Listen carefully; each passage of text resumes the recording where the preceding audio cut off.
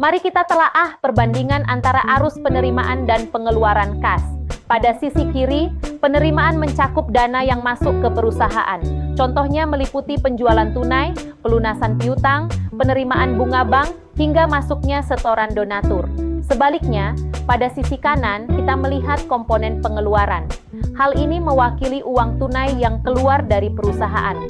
Contoh utamanya adalah pembelian barang dagang, pembayaran biaya operasional, pelunasan tagihan kepada vendor, serta potongan biaya administrasi bank.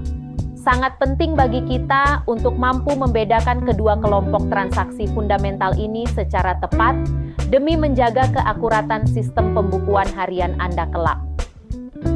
Mari kita rangkum seluruh materi ke dalam sebuah alur rekonsiliasi bank yang sangat komprehensif dari penemuan selisih hingga mencapai saldo benar. Langkah pertama, kita wajib mengidentifikasi nominal selisih antara catatan buku internal dan rekening bank.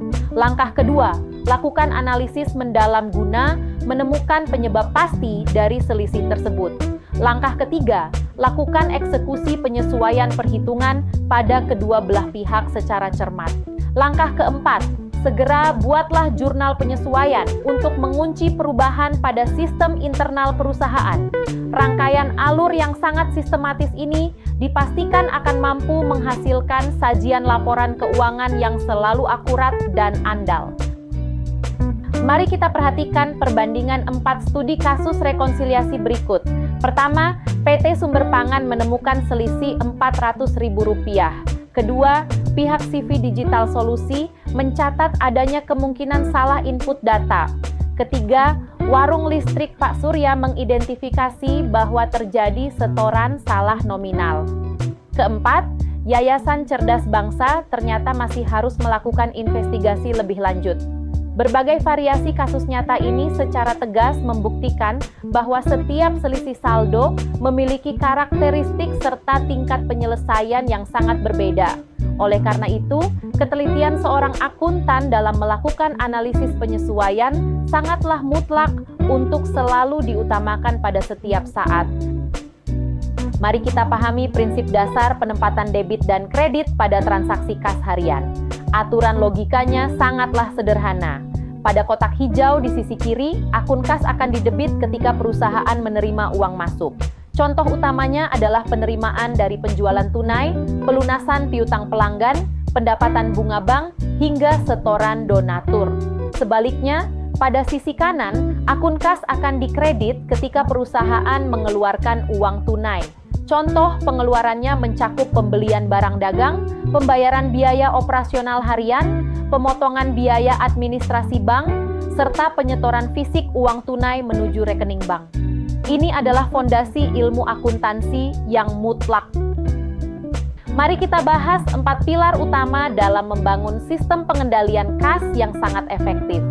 Pertama, ketersediaan bukti transaksi yang lengkap. Setiap pergerakan dana wajib didukung dokumen sah seperti nota atau kwitansi. Kedua, pelaksanaan rekonsiliasi secara rutin.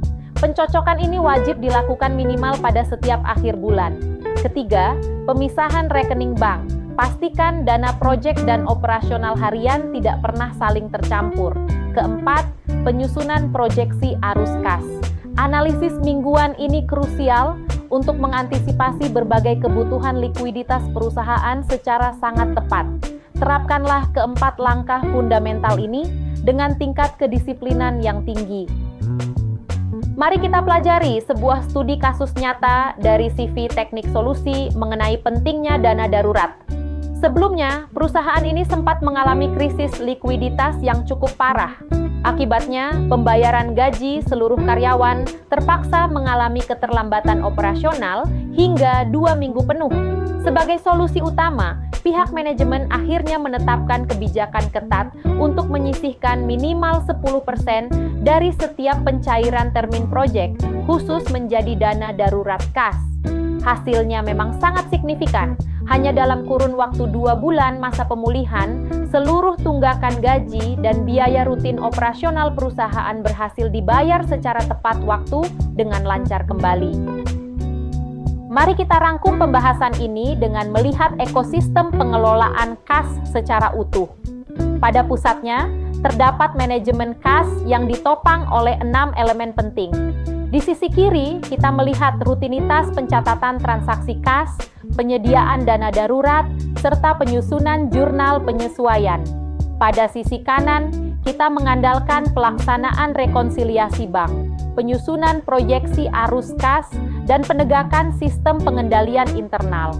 Seluruh komponen ini saling terhubung erat dan tidak akan pernah dapat dipisahkan. Sinergi mutlak dari keenam elemen utama inilah yang pada akhirnya akan menjamin kondisi kesehatan finansial perusahaan Anda selalu terjaga dengan sangat prima. Sebagai penutup modul pembelajaran kita hari ini, mari kita ingat kembali 4 poin kunci. Pertama, arus kas adalah elemen sangat vital. Tanpa pengelolaan yang baik, perusahaan berisiko lumpuh total meskipun secara akuntansi mencetak berbagai keuntungan. Kedua, rekonsiliasi bank wajib dilakukan rutin. Lakukan minimal pada setiap akhir bulan untuk menjaga keakuratan data serta mendeteksi kecurangan dini. Ketiga, selalu pisahkan kas proyek dan operasional. Pencampuran rekening adalah penyebab utama krisis likuiditas. Keempat, setiap transaksi mutlak membutuhkan dokumen bukti pendukung. Nota, kwitansi, dan faktur merupakan fondasi pencatatan yang paling andal untuk diaudit kelak.